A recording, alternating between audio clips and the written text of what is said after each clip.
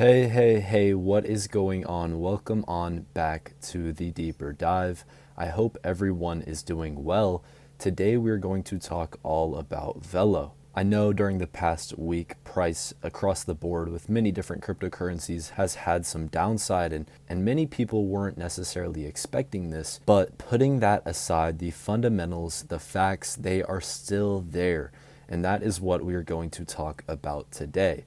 I made this post earlier and I would like to read through for you guys. Will Velo Labs and their technology be used for Thailand's Baht Handout? If you don't know about the Baht Handout, Thailand is giving away a few $billion in which they are giving roughly $300 to everyone that is eligible. So will Velo technology be used alongside Velo? I think so. The Thai Inquirer recently said that the handout is scheduled for Q2 and will utilize a new blockchain-backed digital wallet system. And as I've posted about before, Lightnet worked on Project Dash for 3 years alongside Fireblocks and Siam Commercial Bank. And this was done through a regulatory sandbox with the Bank of Thailand. On top of that, we have literally heard Beam talk about how they are working on 2 to 3 live use cases, which I will show you here. Chia, you want to go next? So we're actually working on 2 to 3 live use case. So we heard him say it right there that they're working on 2 to 3 live use cases, and Beam is a chairman at Velo Labs. While that video is old, new information has came out and it makes it clear that Project Dash was one of the 2 to 3 live use cases that Velo was working on with the Bank of Thailand. So it would make sense if Project Dash was one of those 2 to 3 that the other one was the Thai Baht Handout. He also mentions how they are the only company that got sandboxed by the Thai Central Bank. We are actually the only company in Thailand that got sandboxed by Thai Central Bank.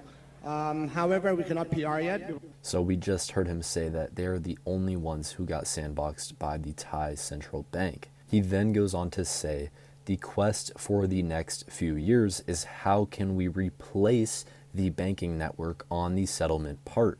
And in one of the attached images, you can see how Velo is labeled as a settlement bank, which I can show you right here. It says Velo Decentralized Settlement Bank. So how would you begin taking over the settlement side of things in Thailand? Step 1, you enable instant payments for banks using USDC, and Lightnet did that with Project Dash. And keep in mind, Lightnet utilizes Velo Labs technology, which includes Universe, which is a trading platform that accepts USDC and USDT. So that is one way that they may be using USDC within their own network. Step 2, you roll out a blockchain-based digital wallet, which is being utilized in the handout, which is very similar to what happened with credit cards in the early days. This is how they incentivize the use, and we can hear Beam talk about the handout right here. I think, set aside privacy, programmable money has its merit. In Thailand right now, we are about to launch the national digital wallet. Notice too how he says, in Thailand, we are about to launch. Just interesting to note how he said that. Where the government give away $300 to any population. And this is actually similar to when credit card was launched in US, where you're actually giving away free money for people to try the credit card. The idea that we may implement a smart contract is to drive money multiplier, because the benefit of... Notice once again how he says, we may implement a smart contract. Putting money on the blockchain is you can actually program it in a way where if you're just handing cash. Also interesting to note that he had the insight that the handout would happen on the blockchain over a year in advance. You just spend and it's just one-time money multiplier. But with smart contract, you can do geofencing, meaning that you can only spend within your area, and then for the sub-district to cross to other sub-district, that's another multiplier.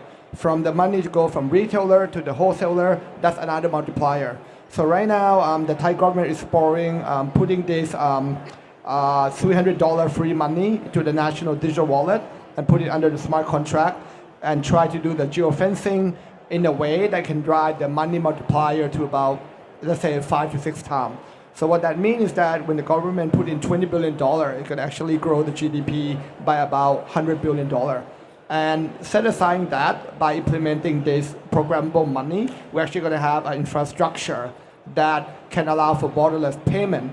And notice how he just said by implementing this, we will have the infrastructure to have cross-border payments. So it does seem like he already knows that they were going to be the ones chosen to be the infrastructure for this handout and therefore to continue building on in terms of cross-border payments. Meaning that for a country like Thailand, we can actually allow, in the past we are a capital control country, when we start develop the smart contract infrastructure, it can allow for the money flow to come easier. So in the future, potentially the USDT, the USDC can be swapped into these locally programmable money, which I think giving the growth in the GDP, maybe it outweighed the fact of the privacy part.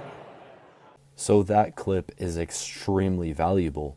And imagine the steps that you take after you've already done these two things in terms of Project Dash and this bot handout. I think that it would really solidify Velo as a key player in this industry. You can also add in the fact that there's extremely heavy ties between Velo and 7-Eleven, which could have been used as incentive considering a digital wallet will likely be used at 7-Eleven more than anywhere else in Thailand. And as I said here, if anyone is going to be the infrastructure for a blockchain-based digital wallet, it is Velo Protocol and Lightnet working together. As I said, the proof is all there and I am hodling Velo. I think we are going to be in for an extremely exciting year. And on that topic, funny enough, this means that both the bot handout and the time at which the virtual bank licenses are approved for 3 out of the 5 companies that applied will be right in the same time. So could we see Lightnet receive their virtual bank license and the handout get done with Velo Labs, or in other words, built on Velo Labs technology? I think it's very, very likely. And if Lightnet will be approved for a virtual bank license, keep in mind, like I said here, they did work with the Bank of Thailand. So it seems like they've already had ties to the BOT, and it would make sense for the Bank of Thailand already doing work with them to trust them to give them that virtual bank license, in my opinion. Keep in mind, none of this is financial advice, and you shouldn't go make investments off of this, but do your own research. Even on my channel, there's tons of valuable content that you could take something from. Just today as well, we had a milestone for the Everything app, like Linda says here. Visa is now the first partner for the X Money account, which will debut later this year using Visa Direct. Now, what I said was, could this lead to anything? Because Velo has previously partnered with Visa, and they say through this strategic partnership, Velo Labs, Lightnet, and Visa will collaborate on a payment solution in Asia.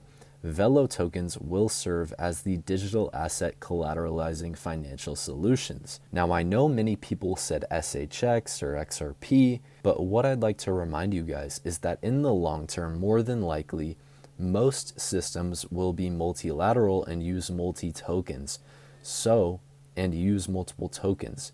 So it would make sense eventually to have it linked up to not only one, but multiple tokens, like I was saying. And therefore, with Visa being partnered with Velo and maybe having more corridors open in Asia, it would make sense for X Money, once it goes global, to use that. More on the speculative side, I think Elon has a much bigger plan for X, where it eventually, hopefully, with the advancement of digital currencies, it will become a global platform. On a final note, the United Nations Development Program and Stellar announced a strategic partnership to advance blockchain solutions for financial inclusion, driving innovation in digital financial services, empowering underserved communities globally. Now, this is just great news, especially seeing Stellar being used more and being the chosen chain by more and more companies or people. So I was extremely excited to see this. But I would love to know your guys' thoughts on if the handout will run on Velo, as well as if Lightnet will be approved for the Thai virtual bank license. I hope you guys enjoyed this update. I hope you're staying strong through this downside. I personally accumulated more Velo at these prices, and if it dips further, I will get even more. I have a lot of conviction in Velo, but as I said, do your own research. I hope you guys enjoyed. If you have any thoughts, drop them down below. Smash the like button, subscribe. I plan to post a lot more videos, a lot more consistently, so just stick with me right now. I'll talk to you guys soon. Peace.